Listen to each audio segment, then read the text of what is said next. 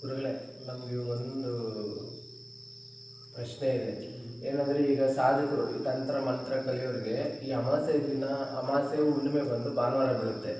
ಈ ಭಾನುವಾರ ಬಿದ್ದಾಗ ಈ ಸಾಧಕರು ಅಮ್ಮನವರ ಆರಾಧಕರು ಯಾವ ವಿಧಾನ ಪಾಲಿಸ್ಬೇಕು, ಯಾವ ವಿಧಾನ ಪಾಲಿಸಬಾರ್ದು, ಯಾವ ರೀತಿ ನಾವು ದೇವ್ರ ಸೇವೆ ಮಾಡಬೇಕು, ಈ ಅಮಾಸೆ ಹುಣ್ಣಿಮೆ ಅದರಲ್ಲೂ ಭಾನುವಾರ ಹೊತ್ತು ಬಿದ್ದಾಗ ಏನು ಮಾಡಬೇಕು ಗುರುಗಳೇ? ಭಾನುವಾರ ಬಿದ್ದಿರೋ ಅಮಾವಾಸ್ಯೆಗೆ ಎಷ್ಟು ಪವರ್ ಇರ್ತದೆ. 10 ಅಮಾವಾಸ್ಯದಲ್ಲಿ ಮಾಡೋ ಶಕ್ತಿ ಒಂದು ಅಮಾವಾಸ್ಯೆಗೆ ಇರುತ್ತೆ.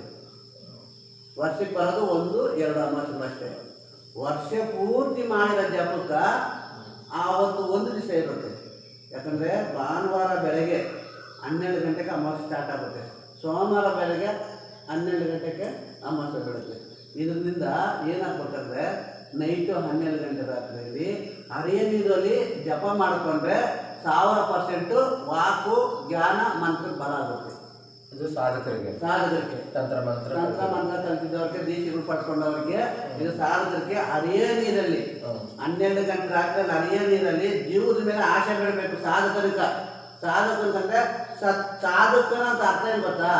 ಸತ್ತಿದ್ರು ಬದುಕಿದ್ರು ಸತ್ತಂಗ ಲೆಕ್ಕ ಸಾಧಕನಿಕ. ಯಾಕಂದ್ರೆ ಅವನ ಅರಿಯದ್ರಿಂದ ಹಾವು ಬರುತ್ತೋ, ಜೇಡು ಬರುತ್ತೋ, ಏನು ಬರುತ್ತೋ ಗೊತ್ತಿಲ್ಲ.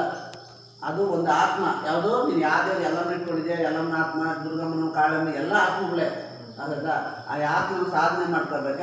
ಸಾಧುಗಳಿಗೆ ಏನು ಮಾಡ್ಬೇಕಂದ್ರೆ ಜೀವದ ಮೇಲೆ ಆಸೆ ಬಿಟ್ಬಿಟ್ಟು, ಅಮ್ಮ ಇದ್ರೆ ನೀನು ಮುಂದೆ ಇರ್ತೀನಿ, ಸತ್ರ ನೀನು ಭಾಳ ಶರಣ ಆಗ್ತೀನಿ ಅಂದ್ರೆ ನೀನು ಸಾಧಕನ ಹೋಗಿ ಕುತ್ಕೊಂಡು ಜಪ ಮಾಡ್ತಾನೆ. ಜಪ ಮಾಡಿದ್ರೆ ಏನಾಗ್ಬೇಕಂದ್ರು 1000, 108, 200, 300, 400 ಹಿಂಗೆ ಮಾಡ್ತಾರೆ ಒಂದೇ ಮಂತ್ರ ಬಲ. ಅದೇನಾಗುತ್ತೆ, ತುಂಬ ಬಲ ಆಗುತ್ತೆ.